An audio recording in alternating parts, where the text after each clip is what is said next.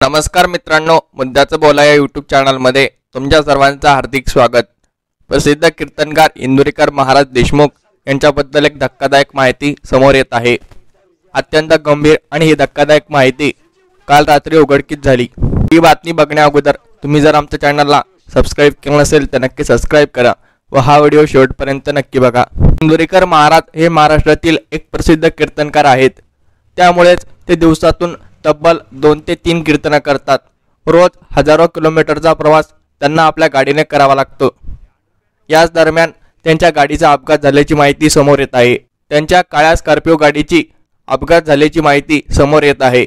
जालना जिल्ह्यातील परतूर येथे कीर्तनासाठी जात असताना इंदुरीकर महाराजांचा हा अपघात झाल्याची माहिती समोर येत आहे। आपण स्क्रीनवरती बघू शकता की या काळ्या स्कॉर्पिओची काय हालत झाली आहे।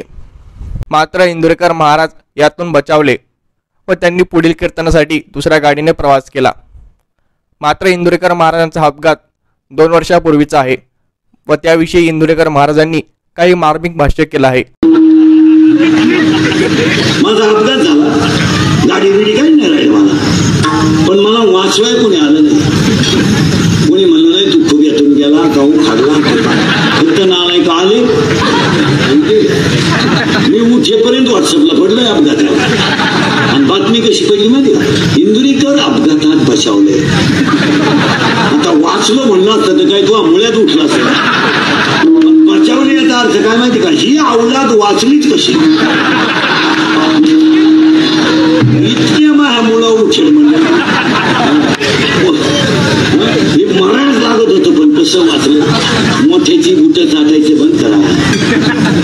इंदुरीकरचे कीर्तन हो, मी वेगळा माणूस आहे, आपली भूमिका वेगळी आहे। माणसं लिहिली तरी चालतील, धर्म टिकला पाहिजे। माणसं कधी तयार होतील, आज संकट माणसांवर नाहीये, धर्मावर संकट। धर्म वाचायचं आहे, याची त्याची लाल करायची बंद करा आणि धर्माकडे बघा। धर्म